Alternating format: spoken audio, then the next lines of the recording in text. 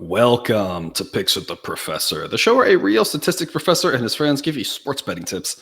I'm your host, Professor Sides, and this episode of Major League Baseball picks along the prices that make for good bets using a predictive mathematical model I've built, affectionately known as Sideline, for games scheduled to be played on Thursday, August 3rd, 2023. In case you're here, check out the webpage on the banner. It's www.pickswiththeprofessor.com/new for some explanations of community rules. Remember, if you're interested and projections of picks on every single game, sign up on Dub Club. That link's in the show description. Cost is under $1 per day.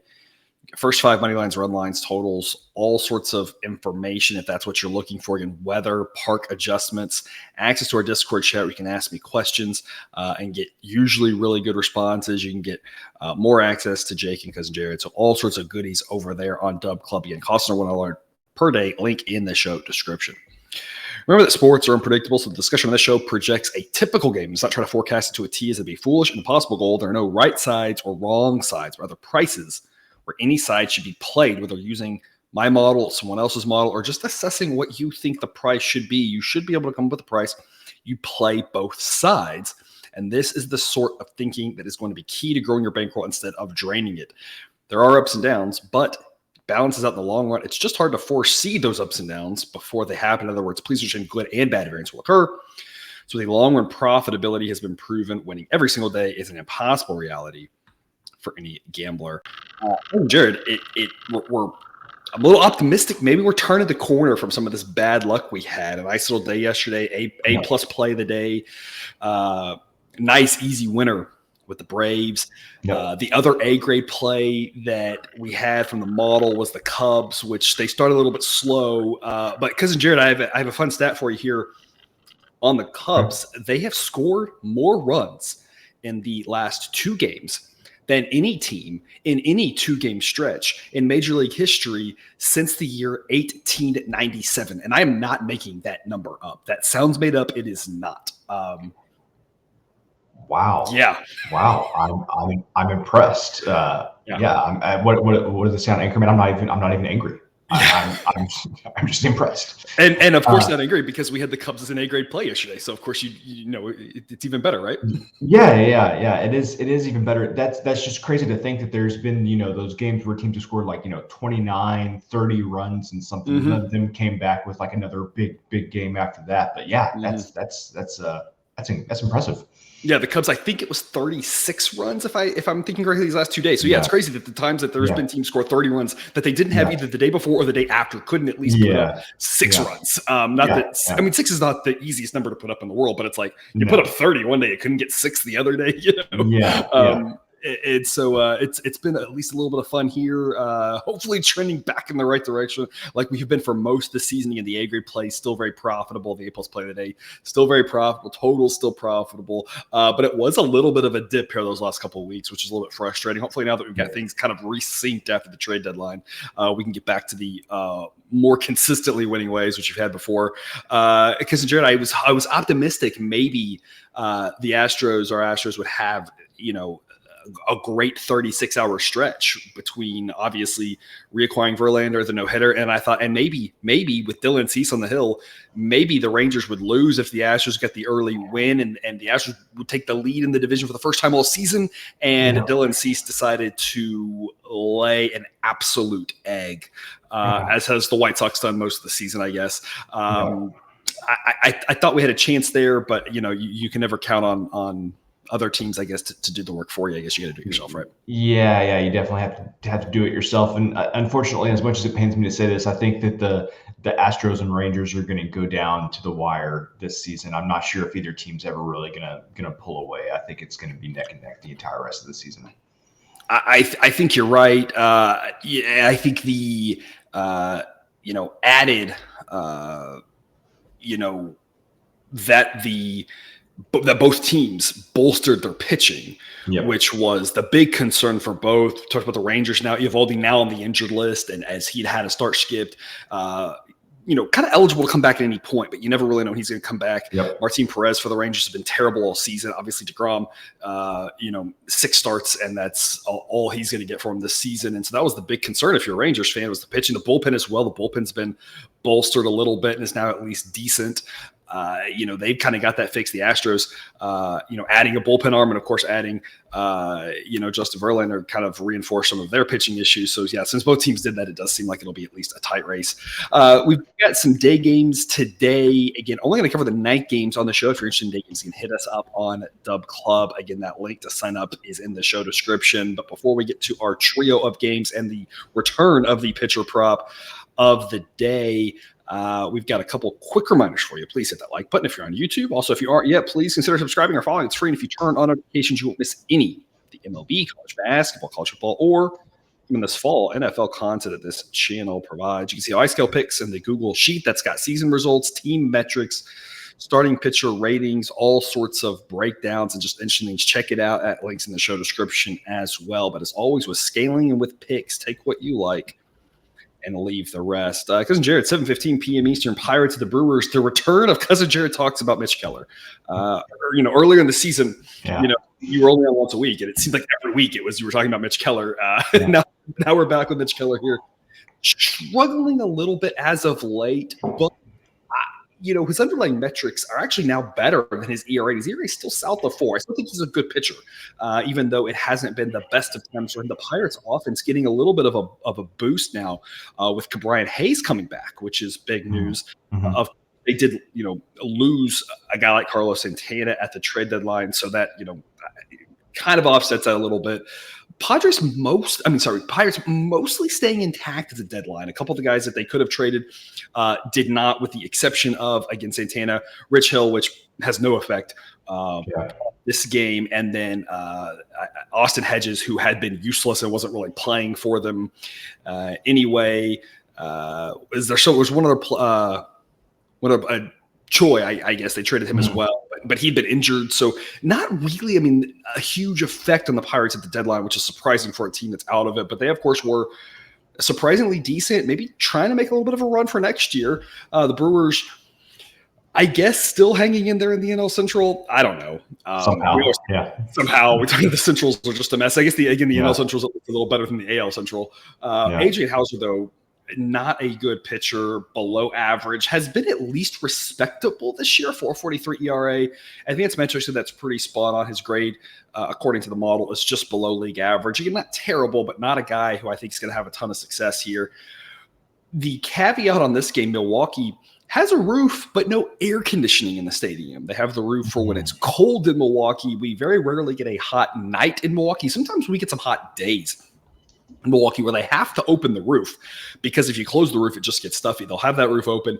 It'll be a hot day and you get the ball flying. You don't get a ton of nights like that, but you do get them occasionally. Tonight's going to be one of those.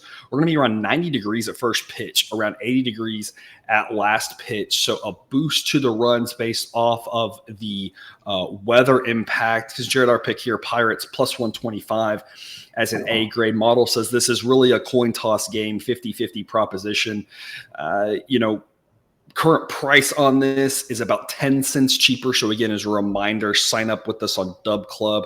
I sent this out to our people last night and told them, hey, this is what we're going to pick. We're going to talk about it on show. It's an A grade. If you want to go ahead and lock in the number now, you can go ahead and do so. And then just listen to why we think it's a smart pick in the morning. So again, that's a benefit of being on Dub Club. Get about 10 cents of a better price. A grade threshold is plus 119. According to the model, B grade threshold plus 110. So either way, right now, it'd still be a solid B pick. Shop around though, of course. Always trying to get better prices on this, but a coin toss game, according to the model. Brewers a little bit better offense at home, but Mitch Keller, even though he hasn't been quite as dominant as early in the season, still the better pitcher, kind of offsets all of that, creating a coin toss scenario. Because Jared, tell us more. Yeah, so Mitch Keller, that's the reason that I picked this game. I want to talk about Mitch Keller, and it has been a rough stretch for us in the Mitch Keller fan club, to the point where I was wondering, you posed in the Discord one evening, has Mitch Keller kind of lost the magic? And at the time, I didn't want to say yes, but like 4 or 5 you weeks kinda- later, I came back to that statement and said, yeah, I think maybe he has. I think so, yeah. Anyway, I don't have any specific particular insights into this game. All I wanted to say was, me as the lead of the Mitch Keller fan club, I'm like, if this was like a bandwagon, I have moved from the center of the bandwagon to the edge of the bandwagon. Mm-hmm. And the bandwagon is going at a speed where if I needed to just dislodge myself and jump off, it would not be painful. You can do a little bit of rolling landing, and yes, I could kind of roll off rather gently, or as gently as you possibly can. But it's good to hear that the underlying metrics still are very, very good on the season as a whole. So that gives me a little bit of hope. But yeah, this is just more of a PSA that I'm still with Mitch Keller for now. Let's look at the next start or two, and then maybe I'll be adjusting that calculus. After his first start, which wasn't good, Keller then rolled off a series of moderately dominant starts. Did not allow 4 runs or more in 1, 2, 3, 4, 5, 6, 7, 8, 9 straight starts. 4 earned runs or more in 9 straight starts. It had been really rolling. Then it kind of got a little bumpy. 6 runs, 4 runs, 5 runs, 1 run, 4 runs. But since then, when you look back at his last 7 starts, he's had 4 good ones and 3 bad ones. But here's the 3 bad ones. One of them was at LA, which is really nothing to be ashamed of. When 5 innings, gave up 5 runs, 4 earned. We always talk about the Dodgers offense. Shot last night. See it every night, it seems like. At the Angels, in July in Anaheim, that ball can really fly. The Angels offense still has some spark to it. 5 innings, 6 runs, not great. The one really just confusing one. The one, and I think this is the one that you replied on the Discord too, is he went 6 innings, he gave up 8 runs to the Guardians. Very confusing. I mean, that one is just the head scratcher. Doesn't really make a lot of sense. But the 4 good starts he's had in his last 7 innings, 1 run, 6 innings, 1 run. That was to the Padres. 7 innings, no runs, only 1 hit. And then his last start, 5 2/3, 2 earned runs. So he's still doing okay. He has had some bumps in the road. Hasn't been quite as dominant, but you're still seeing, it's not like it was all good and then all terrible. So he's still been okay here. Below average Brewers offense. And again, the biggest thing here is he's not facing a great pitcher, not facing a great offense.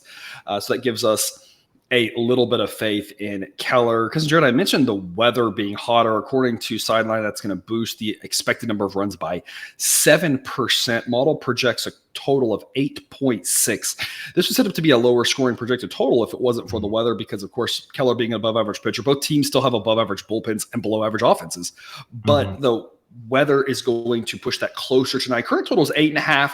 So if you just look strictly at the model, it would say to lean over 8.5. Question I have for you: would you play over 8.5, thinking we can get to 9, or is that just a pass for you? This is just a pass for me. I would play over 8 just because of the push protection there, and because you said Mitch Keller could still have definitely like a spot where Mitch Keller could have a good start here. But yeah, Adrian Hauser's not good. So yeah, this is a stay away at 8.5. If this got to like 8, I would say play the over, but I just can't do it at 8.5. I think there's a lot of questions as to how you feel about Mitch Keller, how many eggs you want to put in his basket. We've already got the A-grade play in here, and I'm kind of like you. If you go under in this game, you're putting a lot of the eggs in the basket. If you're going over, now you're kind of like a little bit confusing your eggs in your basket. If you do kind of like the over, maybe go Pirates team total over would be the alternate way to approach it. Kind of at least remove the Mitch Keller portion of the equation of, is he going to be an up or a down start situation? And then you just kind of isolate just the Pirate score might be an option. Because, Jared, we are not yet done talking about Mitch Keller, our pitcher prop of the day. Mitch Keller over 5.5 strikeouts plus odds on this. Because, Jared, we have not done really well on any plus odds prop, which is very surprising, because the natural then jump from that is, just apparently every minus odds prop hits. Obviously, we know that's not true. But plus odds, we just haven't had good luck with them for whatever reason. I think that's just kind of random variability. But Keller here, even despite some of these struggles as of late, you can kind of see it in the strikeout totals, that dominant stretch he had where he was constantly striking out a ton of guys, still getting over this number. Interestingly, he hasn't actually landed at 6 one time this season. He's either been at 5 or 7. There's nothing to that. Of course, that's just random, fun with things. Random things happen. But still hitting this number in his last 2 starts. the biggest thing for me on this, first off, even though it hasn't been as good of late, still hitting this 68% of the time. The Brewers are a high strikeout team. I believe they are 6th in baseball in strikeouts per game. They do have a little bit of a new look at this point, some new guys.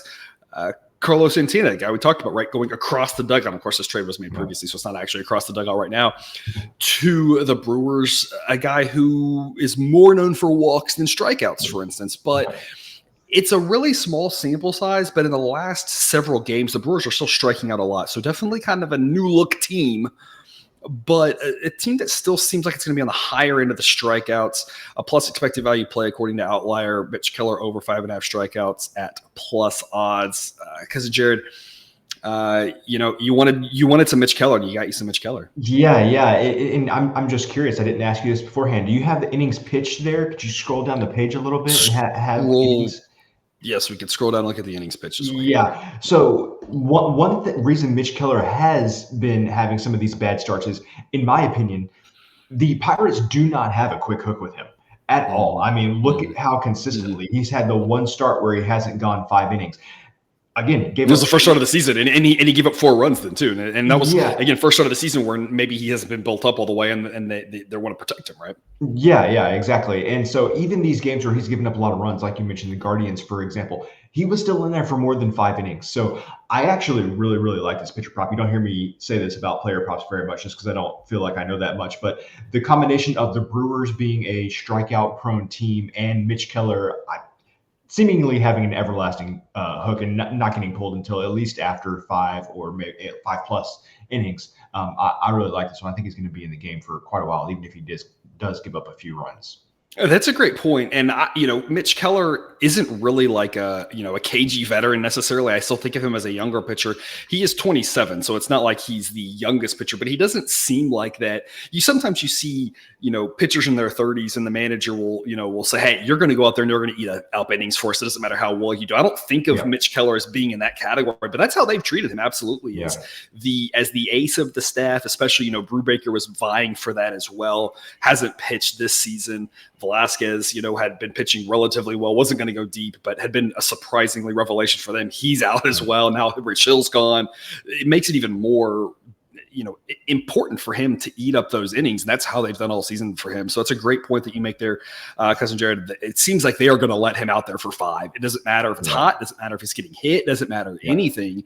And that gives him the opportunity to hit this over on the strikeouts. He's averaging more than 9 Ks per 9. So at that point, if he goes 5, you expect him to at least get to 5, which is what he's done in almost every start. He's only had the 4 starts there where he hasn't got to that number out of 22. So you never know what'll happen in sports, but definitely a strong play. And the plus odds is just the kicker to this one that makes it even more exciting. Remember, if you want to see all of these metrics at Outlier, see all of their plus expected value plays, and again, have that ability to be integrated with the 4 big domestic sportsbooks where you can figure out all the plays you want, make a little, rolling card on the side, click a button, it'll take you to the website, put it on their card right away. It's very nice on its features right there. You can see all these things at Outlier.bet/professor. That'll give you a 7-day free trial to check it out. And again, if you have not already signed up at Thrive Fantasy to play some daily fantasy, check that out. You can pick a lineup of players and then run a contest, or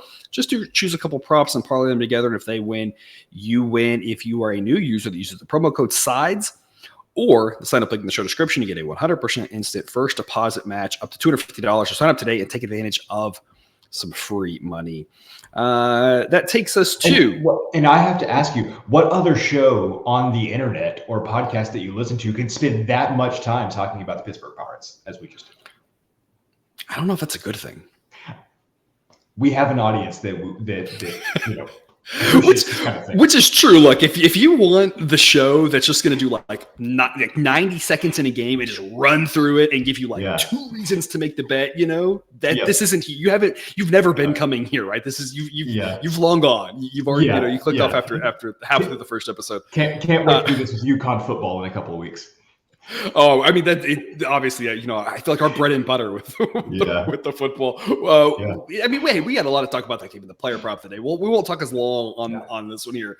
Yeah. Twins at the Cardinals, mainly because my goodness, this is a matchup of two of the most depressing teams in baseball right here. We talked about the Central being a mess largely because these two teams, the Twins, I guess, are still in the lead of the AL Central somehow. Yeah. The Cardinals, not in any lead, that I'm aware of at least. But part of the reason the NL Central is so disappointing because they were supposed to have been better than this. It'll be a slightly warm night in St. Louis, mid 80s to start, around 80 degrees to close. Slight breeze blowing in on this one though, so that'll kind of offset a little bit. Sonny Gray and Matthew Liberatore, I think I said that right. I had to look that up. Liberatore, very bad pitcher, has not been good in the major leagues, has not given the Cardinals a lot of length, was sent down to AAA after his last disaster start. Wasn't particularly good there for AAA standards. Again, playing in the former, maybe it's known as now the International League, which is much more pitcher friendly than the PCL. So it's not even like you can blame the atmosphere for that. The Twins offense, a little bit around average, maybe a little above average, obviously again, disappointing for what they were hoping to accomplish, but should be able to have some success against him. Sonny Gray has been fantastic for the Twins. 3.22 ERA. Underlying metrics do say it should be about a half run higher, but still a very good pitcher. Going to have a little bit of hard time against what's supposed to be a good Cardinals offense, but one that you never really know if they're going to show up. Good news for the Twins as well. Even if things don't go quite like they should in the first, and they should, the Twins have a massive starting pitcher advantage. They continue that advantage in the bullpens, which will help them out. Our official pick on this one, Twins minus 136. That is a B grade price. Threshold for an A grade would be minus 123. Model says the Twins win this almost 60% of the time. That the correct price should be minus 141. Cousin Jared, the Twins, I guess, have something to play for again somehow. The Cardinals don't. I don't know if that really matters or not in this individual game. You just never know with that. But if nothing else, I mean, while the Twins have been disappointing, the Cardinals have been even more disappointing. Other than a weird little random couple of stretches, I feel like for the most part, fading the Cardinals have been pretty profitable this year. That's what we're going to do today. Give us your thoughts. Well, I'm glad that you brought that up because I'm going to ask you while I talk here, if you could look up Sideline's record while we're fading the Cardinals this season, I would appreciate that. So when I look at this game, I think it was exactly to the point of what you just said. I don't know what the Cardinals have to play for right now, especially after trading away a lot of their pitching. And the Twins, like you alluded to, somehow still have plenty to play for. And the one of the guys that I trust the most with the Twins is Sonny Gray. So when I saw this was one of those things like, if this is like minus 150, minus 145 or below, this would be something that I would be interested in being invested on, even if it wasn't an A play. And sure enough, it's at that level. So for me, this is a combination of the Twins still have a lot to play for. They're going to be doing everything they can to stay in the game, to try to win the game. Like Sonny Gray, the Cardinals, I mean, what do they have? And I'm only halfway asking that facetiously. They traded away a lot of pitching. Like, I don't know who they brought up to replace that. So anyway, I think, especially if this game's close late, I think the Twins have more and more of an advantage. Twins struggled last night in a game where they gave up 7 runs in the second and third innings combined. And that was all they allowed. Joe Ryan, who's been a pretty solid pitcher for him here these last, year and a half, 2 years, whatever. Just a really rough couple of innings, giving up a couple home runs there. And other than that, though, the Cardinals didn't do anything, So I think obviously the Cardinals won last night. What does that mean? What does that matter, right? With baseball, not a lot. Right. There's a reason the old saying is about momentum is only as good as the previous day starting pitcher. So the fact that the Cardinals scored some runs last night, I don't really think means that much. Joe Ryan, I'm a little bit disappointed in this season. He hasn't been as good to us as he was last year, but Sonny Gray has been that good, and that's really a difference maker. I don't expect him to allow 7 runs in 2 innings. Baseball's weird. You never know, but the Twins are a pretty smart pick here. Because Jared, you'd asked about the Cardinals. We are 14-6, fading them in either A grade or show fades to a tune of a 44% ROI. Really good number. Really good. ROI fading the Cardinals this year just because they've been so disappointing. So I don't think I'm breaking any news with that. We've backed them 36 times and have lost almost 4 units backing them with A grade and show plays. So haven't been terrible backing the Cardinals, not as much as if you blind backed them all season. So we've done okay in picking our spots, but still just not a team that you've been wanting to back for the most part this season. That doesn't mean that they won't be going forward. It just means you got to make sure you're getting good prices for it. That's what we also talk about. We have to be so price sensitive here. That's going to make the biggest difference in the long run. And I don't think this is a good price to back the Cardinals. We're on the Twins here at a B grade.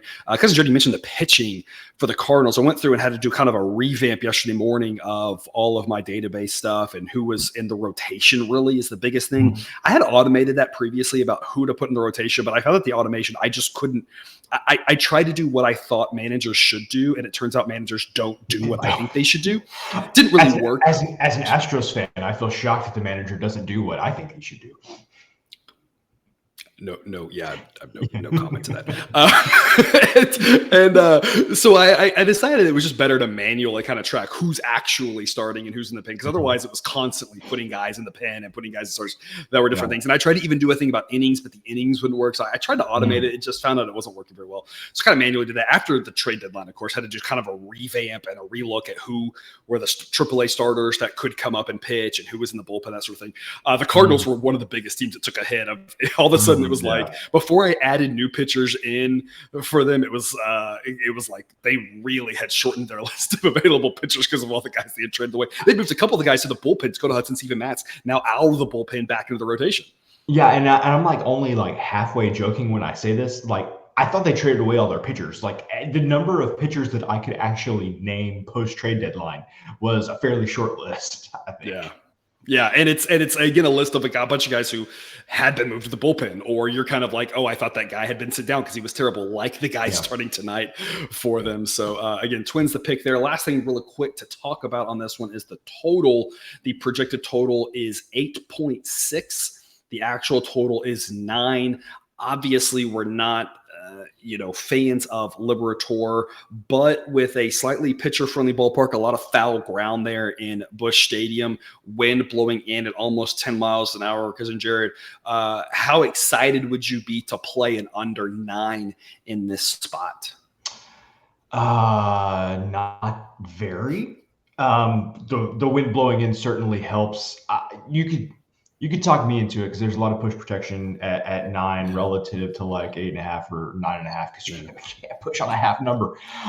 So anyway, we've yet to figure out a way to, at least. Yeah. So I don't know. This is one of those I'd have to think about it throughout the day. It's not one that I'm just itching to pull the trigger on, but as the game gets closer, maybe it's something I would consider. The wind blowing in helps, but man, the fact that the Cardinals bullpen, who knows what's there at this point. Who knows what's there? It doesn't rate very well at this point. It's a full standard deviation below league average according to my projections. But like you said, too, there's a lot of question marks for that bullpen. So we would lean under 9. You can look at a first 5 under 9.5 would be a little bit more appealing. At least you get the win on 9 rather than the push. Makes your investment a little bit more valuable. Of course, probably less of an issue on a day like today where you have a little bit less of your units spread out than on a full slate.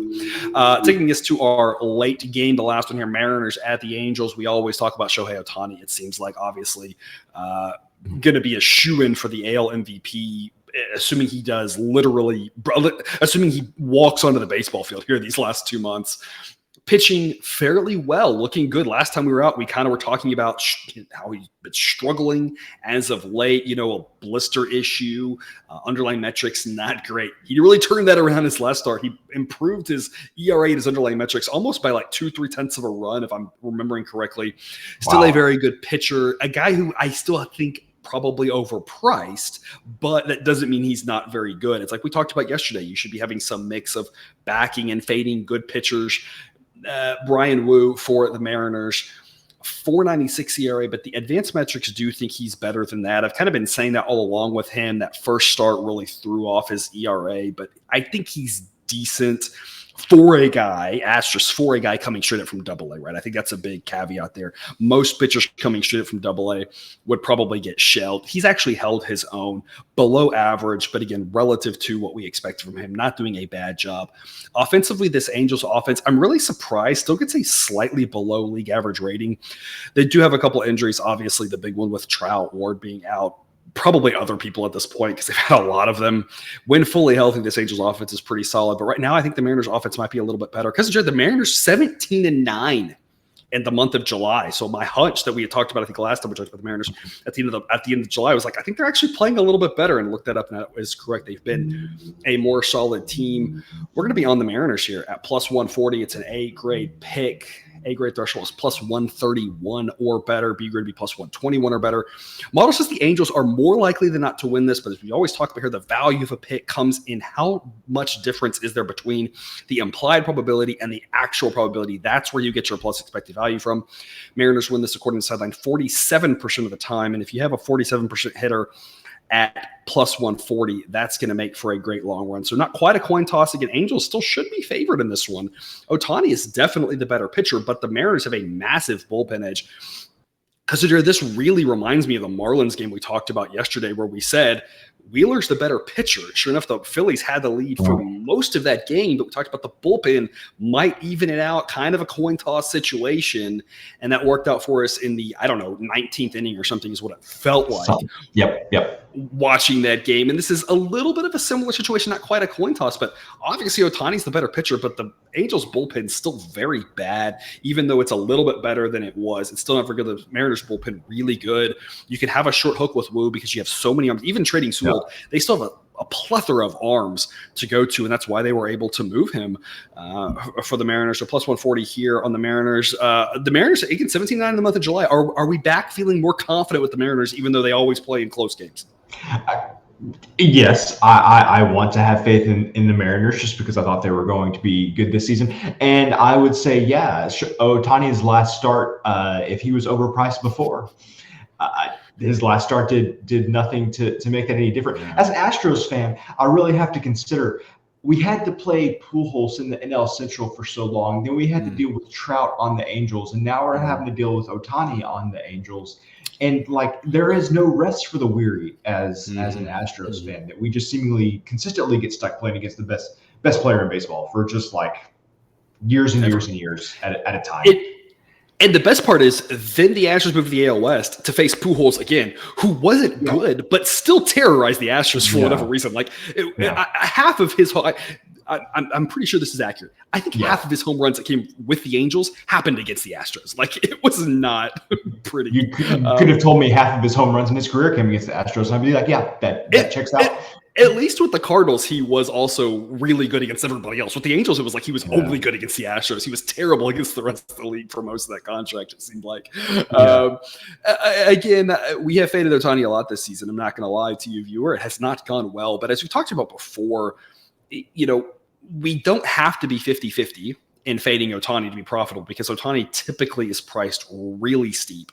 And at these plus odds, anytime this Angels bullpen gets involved, and it didn't get involved last game, but that was such a rarity on average this season, even after that complete game, Ohtani's averaging exactly 6 innings per start. So it's not like he's been going to, and that doesn't mean he won't today. Maybe he's figured it out. Maybe he's turned a corner. You just never know. But if you're backing the Angels of this one, you are really putting a lot of stock in that last start. Tells you exactly what's going to happen going forward. And I'm not saying it won't. Ohtani is incredible and pitched so well last year that it wouldn't surprise me if he's able to do something like that again going forward. But we just haven't seen it this year. So I need more than one start before I start thinking that this price makes sense for him, as good as he is. Again, a similar story like we talked about with Wheeler yesterday. Wheeler, one of even better in my opinion, but unfortunately he's not able to pitch the whole game. Offense matters, and the Phillies couldn't pull it off. We got the plus odds winner with the Marlins, and that's what we're hoping for here today. And another reason to back the Mariners here, and you've already talked about the bullpens, but just maybe to give it another sense of scale, is this the best bullpen and the worst bullpen in baseball? I don't think so anymore. The Angels bullpen is a little bit improved. The Mariners, I do believe, rate as the best bullpen, but the Nationals would be the worst bullpen. The A's would be the second worst bullpen. The Angels would rank basically tied for the third worst with the Royals, if you look at rounding error. But yeah, best bullpen versus one of the worst. Even improved, this Angels bullpen still does not look very good. Part of the issue with their bullpen also is the fact that they are still stubbornly sticking with a 6-man rotation. It appears has kind of been the way it's been going, and that wears your bullpen a little bit thinner because you have one less arm in the bullpen. And on top of that, it makes one of your better pitchers not pitch in the bullpen, because if you took one of those guys and moved him to the pen, you might actually get a little bit of reinforcements there. You also have situations like yesterday where Giolito just gets absolutely shelled. He's been giving up so many home runs this season, and it just makes the bullpen work even harder. So it's just kind of been a downward spiral of all sorts of proportions there for the Angels bullpen. So obviously, if you're backing the Angels, you're really counting on Ohtani. If you're backing the Angels, I would be doing it first 5. The first 5 edge on the Mariners is non-existent. So if you were going to play the Angels, it would almost have to be first 5. Ignore the bullpen. Don't stress about if Ohtani's going to go 5 or 9, because that matters a lot. I don't know what he will do.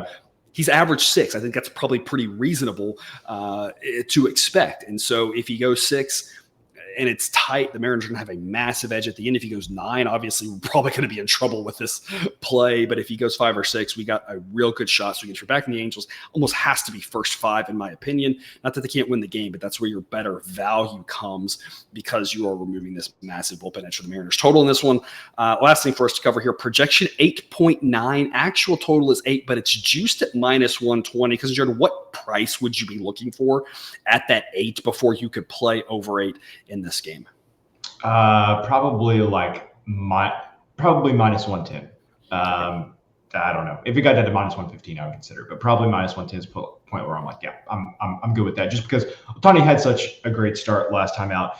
The Mariners are strikeout prone. If it gets to a close game late, as good as the Angels offense has been, the Mariners bullpen is just as good. So if it gets to be a close game late, I wouldn't feel great that they could score a whole bunch of runs with that Mariners bullpen, but -110.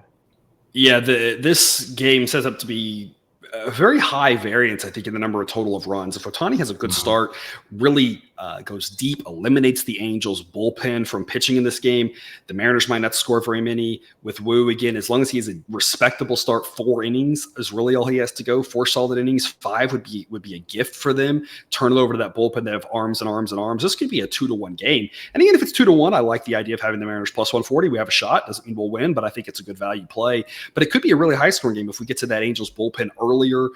Wu, again, probably the worst thing in this game is Brian Wu. Again, I think he's done an admirable job coming up from AA, but he's still a pitcher coming up from AA and a young guy, and this Angels offense still is decent. So you could have a lot of runs. Weather really going to be no impact on this game. Going to be pretty standard, slight breeze blowing out like it normally happens in that park. So it's kind of baked in. Around 80 degrees start, around 70 degrees to close. So, I mean, just a pretty standard run-of-the-mill day. And a park that can be slightly hitter-friendly, probably going to play, if anything, maybe very, very slightly hitter-friendly, which is why the over might be, a smart play. But it's not going to be one of those really hitter-friendly nights in Anaheim. But again, a lot of variance, I think, in this total. So, because Jared, your threshold would be over 8, -110. Right now, it's over 8, would be -120. Again, projection there is closer to 9 than 8. And that is all we've got for today, Cousin Jared.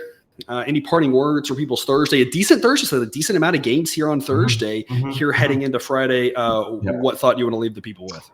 I tried the praline pecans from Buc-ee's on your recommendation last week, and I have to say, first time that I've had it, very good. I was told I need to try like the pecans with cinnamon on them, but I prefer the praline. I prefer the praline. Okay. Yeah, I'm a cinnamon guy. Whether it's cinnamon, a good cinnamon sugar donut, cinnamon coated pecans. I love me some cinnamon. Okay. All right. There you go. All right. Well, that's all we've got then for today. Thank you for tuning in to this episode of Picks with the Professor. Don't forget to subscribe so you can ensure the sports betting content right on this channel show up right into your feed. I'll be back again tomorrow. More baseball content. But until then, as always, best of luck. And remember, you get your betting money, but please don't bet your eating money.